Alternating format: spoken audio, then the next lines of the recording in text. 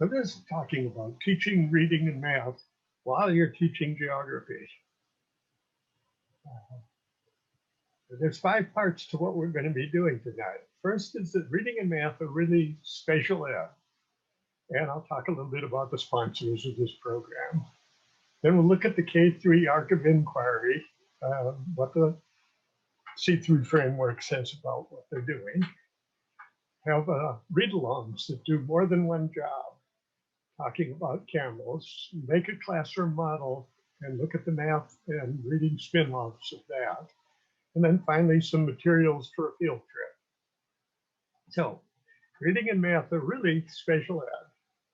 Spatial thinking, the kind of thinking we're talking about here, just thinking about where things are, how they're arranged in space, and the consequences of that, why that matters. A book, for example, has a specific position in space. There is an upside, there is a downside to a book. If you don't hold it upside up, it's harder to read. And reading depends on several different kinds of spatial thinking. Letters are spatial shapes. Letters face specific directions. The only difference between a B and a D is the direction it faces. Letters occur in a specific sequence. Tar is not the same as rat. Words occur in associations with each other. Words influence nearby words. Text is a spatial hierarchy. Now, I've bold-faced a handful of individual words here. These words are going to come back a few times because they're related to particular structures in your brain. But tonight isn't about talking about that. That's what the handouts are for. Tonight's about looking at the lessons that we can do. So numbers are also linked to spatial thinking, especially to length. But a number is a spatial shape. A number line goes in a particular direction.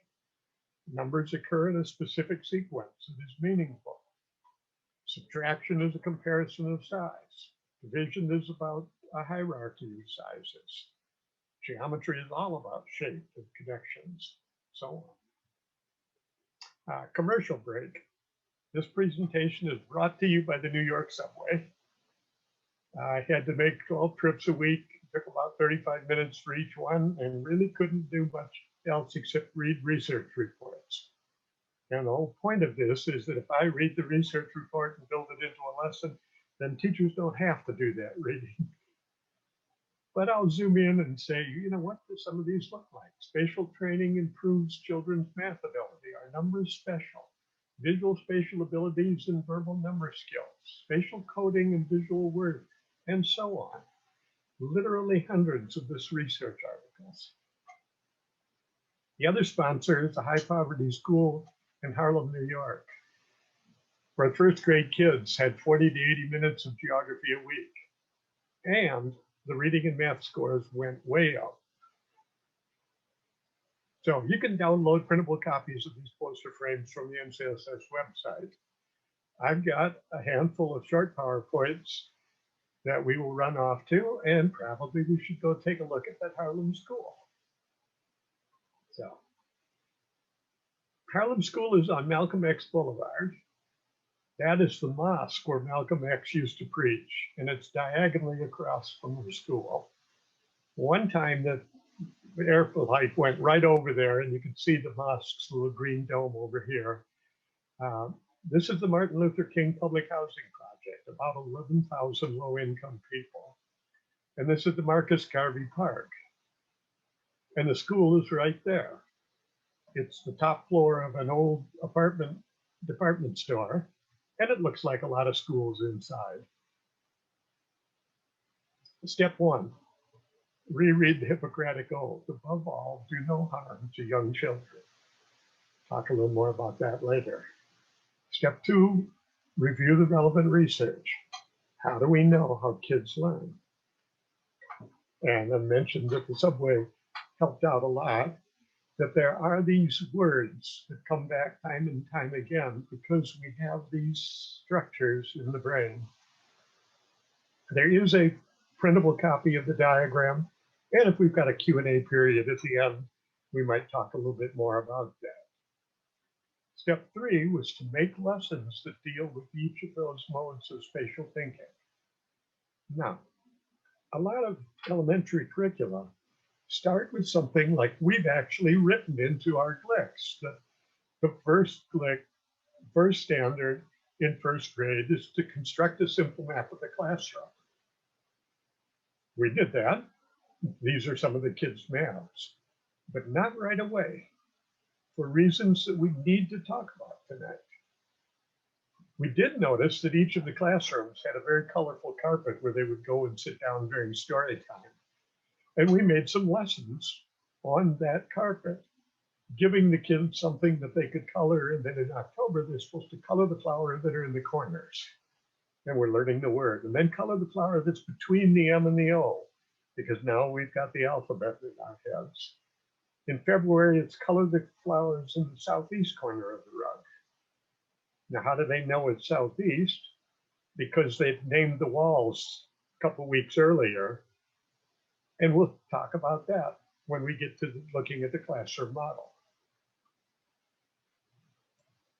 The point is that learning the flower in the southeast corner also helps us figure out what are the locations in the southeast corner of a continent, because those are the ones that are likely to have hurricanes. In other words, we're using the same brain wiring that they used later on in order to interpret a map. So I've got all kinds of pictures of the kids' work on the bulletin boards. They're learning these position words, which is basically just a vocabulary lesson about prepositions. But they're doing it in a way that helps them learn how to make a map symbol. Like, where's the orange plate? This is building the foundation for the idea of a spatial sequence. Or where's the orange plate? It's inside of the green plate. That's building the idea of the spatial hierarchy. For each of these lessons, we gave teachers a background page, a stage of the likely developmental processes that they go through here, and then a whole bunch of ideas and maps and things like that. Like if I'm talking about inside and outside, I need to have my addresses, all my insides. All of these pages are easy to download from the website that I'll show you, so I won't spend any more time talking about them. They've also got a bunch of flashcards that you use to teach some of these words. Now, you may already have some of these flashcards, but demonstrations of small dials and other models usually work better. And a cardboard box with roughly the right dimensions becomes the basis for a 3D model of the classroom. They've also learned their address to see where their community fits into the bigger world. We made maps of the local neighborhood with a wide range of complexity because we were using them at different grade levels all the way up to high school. For the kindergarten and first graders, we would make little pictures on the maps for the mosque that they would go by and the M store and so on. And then we added their footprints for where their field trip was likely to be in the spring. Turned out that the field trip happened on the second coldest day of the year, but this field trip was the high point of about a 6-week period of time, precisely because we built a whole series of scaffolds and spin-offs from it. When one of the spin-offs is to write model sentences afterwards, they would come back to the classroom and it becomes a lesson in language arts. I particularly like this one. It says, a nurse lives in my community, a teacher lives in my community. They help sick people, which is, I think, an odd take on the teaching profession, but they did some basic classification of land uses by drawing pictures of what they saw and then putting up pictures of where people live and where they work and where they go to have fun. I'll give you this PowerPoint and we won't worry about that one right now. Under the hood, completely invisible to the student and the teachers of all of these lessons, is this taxonomy of basal spatial thinking. The conclusions from this work with these schools, and it was about 23 classrooms over a 4-year period. We reviewed the recent research. We designed specific lessons based on that research. The readings and math scores went way up. In September, they were scoring in the 50s. By April, they were in the mid-90s. The city average is 43. The city average for schools with equivalent poverty was 19. It's really quite a dramatic change. But scientific integrity says I can't make any claim about causality if I don't have a completely controlled experiment. And controlled experiments in education are really hard. So all I'm going to say is we obeyed the Hippocratic Oath. First of all, don't do any harm. I wonder how many of the reading programs that are being sold right now in elementary school can honestly say that they've taken that same oath.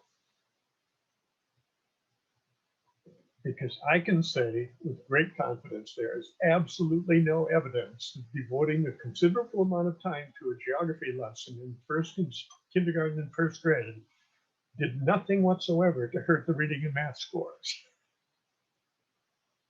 Now, you've got this page in your handouts, so I don't need to spend much time on that. Let's take a look at a planning document called the K-3 Arc of Inquiry. This is the kind of stuff that administrators love to see teachers work on. And so we built a form for the teachers to work with. Start out by defining the goal. What is the core question that geography is trying to answer? And that question, I think, is just what can we discover if we know where something is? Like if it's between the home and the mall, what does that tell you about it? It's in East Detroit. What does that say? It's near the San Andreas Fault. It's in Norway. It came from Syria. I mean, these are the kinds of questions that geography wants to ask in middle school and in high school. And we're trying to build a foundation for asking this kind of question. And to that end, Michigan standards have got a number of flicks directly related to maps and globes, like in using these position words, like constructing a map of the classroom, like describing the relative locations of places, like dividing places into regions. So we're trying to design lessons that do exactly that. In second grade, we're constructing maps of the local community. We're using symbols in the key or legend. We're comparing the characteristics of my community with another community. So we tried to figure out how can you compress all of those clicks down into 3 key ideas and make that the 3 lessons that we will use all year long. One lesson is just the idea of representation. One's about the importance of place, like what's it like in this place? Why does that matter? And one is about planning. So can we identify a big activity? And here I'm presenting something, but I don't want it to be treated as a fait accompli because this is a planning document. This is what the teachers in the school ought to be talking about. In Harlem, they wanted to do a treasure map in the fall. They wanted to do a camel read along in this winter, and they wanted this field trip in the spring. Those were going to be big activities. Now, the real rubber hits the road part of this is what are the skills and concepts that are part of the scaffold for doing this activity? In other words, what do you need in order to do a treasure map? Well, you need something about points of view. You need something about symbols. You need to know what can stand for a desk. You need to learn position words for both of these. You need to know what a theme map. A journey scroll is a great tool for doing a field trip. Now, do we have these all defined? No, we had to talk about this for about 3.5 hours over a 2-week period with these teachers. Then the next question is, what are some spin-offs from this? like, how does this spin into reading, science, responsibility, classroom management, things like that? And they wrote down a whole series of these. You know, where do we learn prepositions? Where do we divide the room into regions? Where do we talk about organizing a narrative? Where do we talk about making a planning map? So with these goals in mind, let me repeat, the choice of the big topics does not matter all that much. What you want are big topics that allow you to do a lot of little scaffolds and little spin-off activities. These can be rearranged to fit lots of big topics. You can make maps of the playground if you don't want to make a map of the classroom. So we probably don't need to read the clicks over one more time. They're there. So let's look at a story. I'm going to start in the winter of the year with the camel story, because the making the model, the treasure map that we do in the fall, is something that often leads to a lot of questions. So this is closer to the basic wheelhouse of most teachers. So to understand how children see a map, you need to know a little bit about how human brains encode this information. And the spoiler alert is we do in lots of different ways. So let's play a little game. I'm going to give you a map of a classroom. It has 9 desks on it, 9 tables. They're different colors, and each one has a book on it. And there's the door to the classroom. I'm going to hide a $50 bill underneath that book. And this is you. And I'm going to ask you a simple question. How are you going to remember where that $50 bill is? Now, if we were all sitting in a room right now, we'd be showing hands and things like that. But I'm going to ask you just to hold your hand up when you've got an idea of how you're going to remember it. Now, when I've run this in classes before, these are some of the answers that some people say. Some people will say, well, it's on the table right next to my right hand. Some people say it's on the orange table. Some people say it's in the middle of the front row of tables. Some people say it's where the book is in the front middle of the table. And some people say it's on the door side of the room. Spoiler alert is your brain is doing all of those automatically. And there's a lot of research to back that up.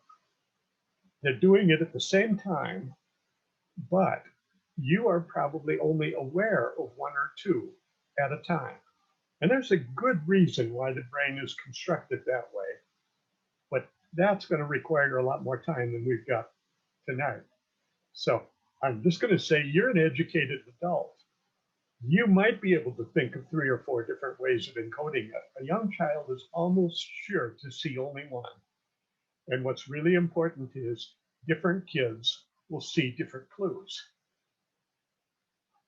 Now, I'm going to take you off to another room, and your job is just to tell me very simply, it has a treasure in exactly the same place. The question is, which table has it? And the numbers that are on there are the ones that in workshops, teachers have picked those numbers. Because the question is simple, but the answer is not simple. It depends on the encoding system that your brain happened to use. If you remembered it's near my right hand, then you're going to think it's on table 1. If you remember it's on the orange table, it's associated with the orange color, you'll think it's on table number 2. If you remember it's in the middle of the front row, then it's table 3. If you remember it's the book that's in the front middle of the table, then you're going to be thinking table 4. And it's actually on table 6. Now, remember that first room, the book was in the front middle of the table that's in the front middle of the room. Now, the book is in the upper right corner of the table that is in the upper right corner of the room. Now, I've done this with maybe 900 teachers over the last 5 years, and only 3 people have come up with that answer because it requires using multiple brain networks. But it's also one of the problems with standardized testing, and that is that very often a few students will come up with a perfectly plausible answer that even the test designers didn't think of. So it's an example of that. Most people would pick it's on the colored table, or it's in the front middle table, or it's next to my right hand. And those are all perfectly legitimate ways of remembering that location. The bottom line, I've said it a couple of times before, is human brains just have multiple networks. These operate in parallel. They operate more or less at the same time. And we are very rarely conscious of more than 1 or 2 of them at a time. Here's a key article about that, and it's as recent as 16 years ago. This was followed by literally hundreds of these articles talking about 2 forms and separate channels and multiple systems and multiple mechanisms. Human brains have multiple networks to process different kinds of spatial information. By the way, this helps explain multiple kinds of dyslexia, because there are pattern dyslexics, sequence dyslexics, shapes dyslexics, proximity dyslexics. These are different networks. Now, here's where it shows up in the classroom. I got a nice colorful map from a popular primary school atlas. I don't want to pick on this particular one. There's lots of atlases like this. They think kids want to see little pictures all over, because in fact, kids like to see little pictures all over. The problem is children do not learn very much geography with this kind of map. And here's the problem. If you tried to remember where that millet symbol is, one child is going to say, well, it's next to the gorilla. That's the proximity network, meaning table 1. One child will say it's in the light green color. That's table number 2, the associative memory. One will say it's between the camel and the oil well. That's the sequence network, table 3, front middle of the room. One will say it's in the northern part of Nigeria. They've already learned, and that would be table number 4, the analog. In other words, you're using exactly the same brain networks to remember that symbol on the map that we did in that real simple-minded 9 books on 9 tables. And if we're using these different brain networks, then one of the teacher's jobs is to try to figure out how to identify, diagnose, figure out how a child is looking at that map. So how does this work in a classroom? In Harlem, they decided they wanted to read stories about camels because they're fun. They sound like Chewbacca, and they spit on people, and they look kind of weird. And I think it's because when you walk into the Bronx Zoo, the very first thing you see is a camel display, and you can actually ride it. And this becomes a pretty salient memory, maybe for only 10 of the kids in the class, but it's there. So they wanted to read stories about camels, and I'm happy with that. There are other useful animals, but you'll notice I don't have penguins up here at all, or rats, or dinosaurs.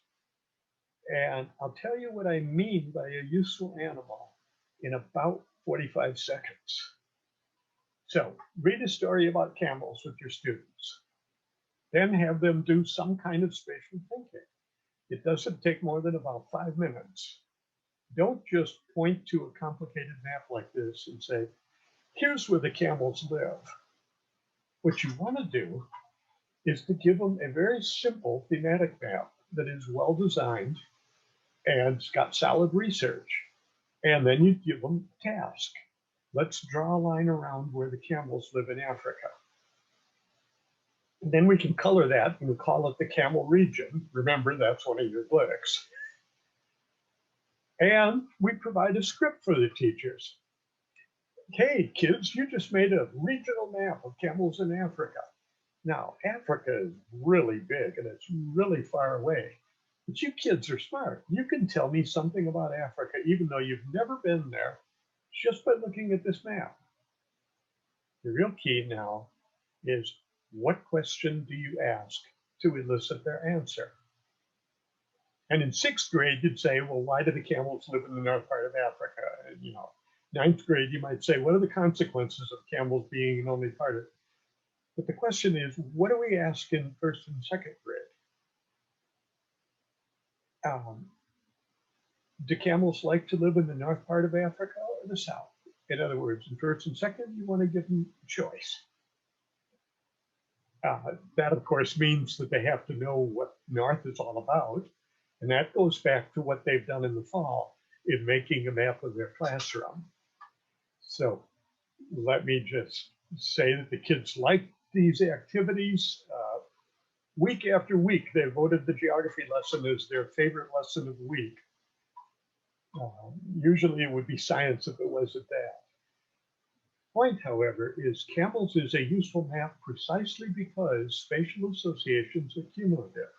If a first or second grader learns where camels live, then it's much easier to learn where deserts are in sixth grade. And if you know where camels and deserts are, it's much easier to know where Islam is in seventh grade when we're looking at world history. In other words, if you pick a good animal in first grade, you can build a map that the kids can use for the rest of their school years. So the bottom line is different kids may encode this information in different ways. You need to guide them to do it in a similar way. And with proper guidance, every child can learn how to do every kind of thinking better. Kids don't just get information from a map. They need to learn how to learn from maps. And they should do that with maps that matter.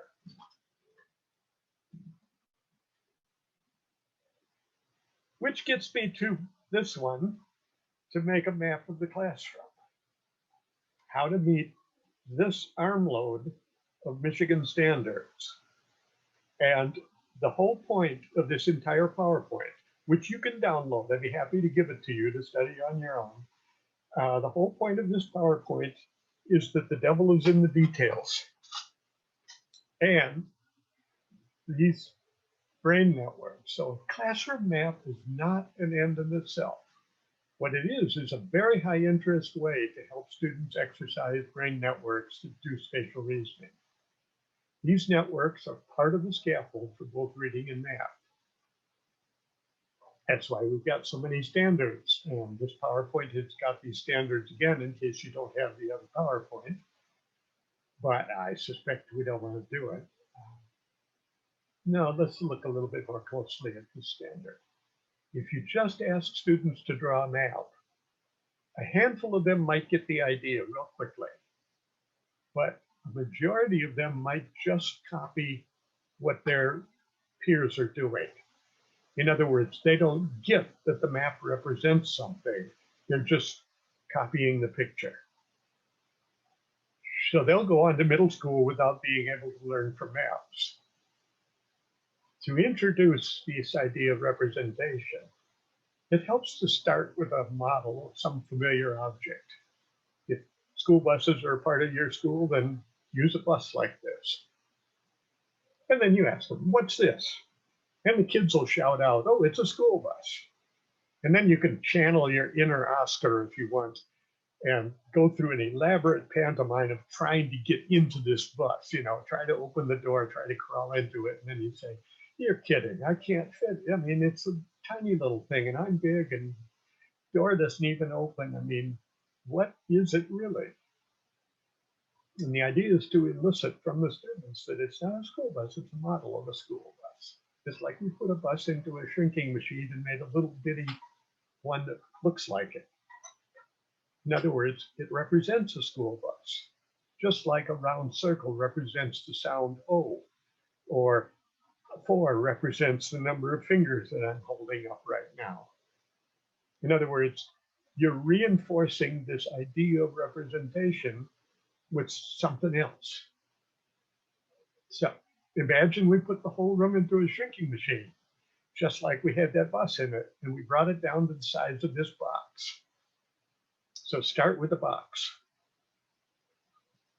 And from here on out, I'm going to give you a statement and then a detail, and then mention of some research. Because if you start with the box, it can't be just any box. Kids really have very accurate mental scaling ability.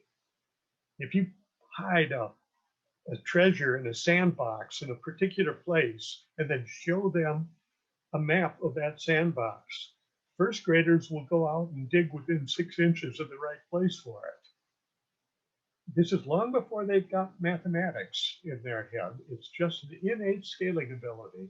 And the research is by people like Newcomb and Janella Blocker. And anyway, I could do this all night long to give you some of these articles in psychological science, in cognitive development, cognitive psychology, all these other highfalutin journals, because there's a lot of articles supporting it. What's sad is that the Common Core, which claimed to be research-based, does not cite any of this research. So you should add some windows to the box before you bring it into the classroom, and then just lay the box down on the table. The detail is the students should rotate the box so that it fits the room. That they should turn the box so that it got the windows on the right side over here. If your room has windows. If not, you can use a green board or a whiteboard or the door or something else.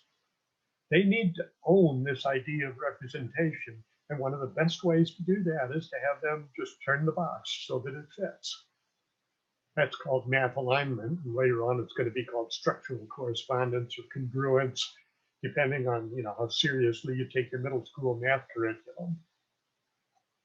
Add a green board, have the students discuss which wall it ought to go on. Make an ELA lesson about observation and description.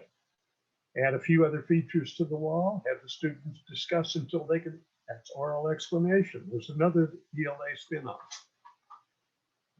Put the bookshelves or the cubbies or whatever you've got in your room. Ask them what it might represent. Now, to that end, we've got a whole bunch of kind of standard symbols here pre-printed that you can print off in order to put into this model thing. Name the walls. Now, you don't do this the first day. You do this about the 4th day that you've been making this model. And once you've named the walls, like this is domain-specific vocabulary in the language of the ELA standards, you can use it for classroom management. Have all the girls line up on the south wall. Have all the boys go to the southeast corner. You could have Simon Says games. People can stand up and Simon Says face the east wall. Add something that is between something else, because roughly 1/3 of kids in 1st grade have a lot of trouble with the concept of between, which is going to be a problem in math because 4 is always between 3 and 5, unless your mental state has trouble with this concept. It's not prioritized. Anyway, add a door, decide what the symbol should look like, and gradually students should be taking over the job of picking symbols. This PowerPoint goes on for a while, but I'm going to stop at about 3 more frames. They had that carpet, remember, that they'd been coloring back a month ago? And you give them this symbol, what's this? Well, that's our carpet. No, it represents our carpet. Now, go put it where it belongs in the room. And in 9 different classrooms that we observed, the kids went and in every single one of them, they put it down right in the middle. And the teacher would have to ask it, is that really where it goes? Or is it closer to the window? Or is it closer to the door? Or is it closer to the teacher's desk? And then the same kids would go back and they'd push the carpet over to where it belongs. Now, again, I could have been doing this all along with a geek note, but here it's justified because in your brain, the concept of inside happens earlier in the visual stream than the concept of next to. And when those kids went and put it right in the middle of the room, they had answered the question, where should this go? It's inside the room. It's only when you push them and you could just see their little brains click into a different network. Oh yeah, it really should get over there. They knew both things, but they could only think of one at first. Human brains process spatial information through multiple parallel pathways, and it explains multiple kinds of dyslexia. Now, the PowerPoint goes on to talk about adding the teacher's desk, putting other desks in, having the kids name their desks, count the desks, count the rows, having them write their names on slips of paper, have them draw paths in the classroom. Then you can measure the length of the string. It gives you a rough estimate of distance, which is a math concept here. I gave you a handout about how the kids would measure things, because in Harlem, they measured them with something called a scholar. And a scholar was a child with their arms stretched out. And they would ask questions like, is our science room bigger or smaller than our classroom? The classroom is 7 scholars wide, but the science room is only 5 scholars wide. Ask them whether this globe is the right size. Put an animal in there, and what does that animal see? It sees a globe on top of the desk. Oh, wait a second, what does the birdie see? Well, the birdie kind of sees that the globe is inside of a purple box that looks like it's the desk. Divide the room into regions, the desk part of the room and the reading part of the room, and so on. Go stand where the 2 kids are. Listen to these instructions. Put the dolls in the model where you were standing in the room. What direction is the bear facing? Now we're ready to start making a map. That is, when you've watched them deal with distance, direction, proximity, enclosure, all these ideas. When you've watched them do that, now they're ready to make a map. And you can give them a map that's got, like the windows on the wall already, and maybe have the north wall named already, and then they start adding symbols to it. And when they're done, these are the actual maps that were done by our first graders in Harlem. And the details are kind of strange, but you notice that they've got the green and the orange and the red ones all in the right order on every one of their maps. They've got the rug over in the corner. They've got the teacher's desk where it goes. In other words, these kids have really learned how to make a map. They're going to be enormously proud of these, as crude as they might look to us right now. And yes, these examples are from a different classroom than the one that I've been showing you with the models. At 5 or 6 times through here, you could be hiding treasures, have them come back from the cafeteria and tell them there's a treasure hiding underneath that blue plate on the, go find it. And that becomes another ELA lesson.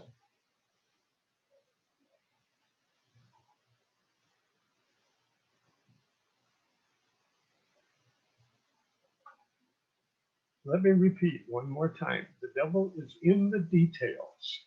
Students will typically follow a very predictable sequence of steps on their journey toward grasping this idea of symbolic representation. It's what psychologist Judy Deloche calls the credible shrinking room. And if you want, I'd be happy to send you a PDF of this article. I've given away dozens of them to teachers who found them very useful in designing lessons. Students want to please. They might try to fool you by copying drawings from their peers without really understanding what's going on. And again, psychologists have investigated this process because it's related to how they fool you about understanding math. In any case, there we have it, a classroom model, which is sitting right behind me with a pink duffel bag full of all these symbols that you can use for it. It's directly related to the arc of inquiry. Where is the treasure in my room? And how do I use these position words and these symbols and these points of view? And how do I learn these prepositions? And then in the wintertime, we were looking at a read along for camels. And in the spring, we have a field trip. And because time is getting short and I knew it would be like this, all I'm going to say is we will help you out to do the field trip too. And one of the ways we'll help you is to make a great big map of your school with your playground and all that on a very durable vinyl that the kids can go outside and wander around on a map that they are now comfortable using. So the second big unit, using maps to supplement read-alongs and discussions about interesting animals and places. And then in the third unit, they use maps to plan and review an out-of-classroom trip and to record their observations while they're out there. And with that, I will just point out that you can download everything from a website called Our Spatial Brains. Just go up here to student activities and it's got primary school geography here. So the website is www.ourspatialbrains.com, and you can go pick up that. And with that, I will call this part of the session done.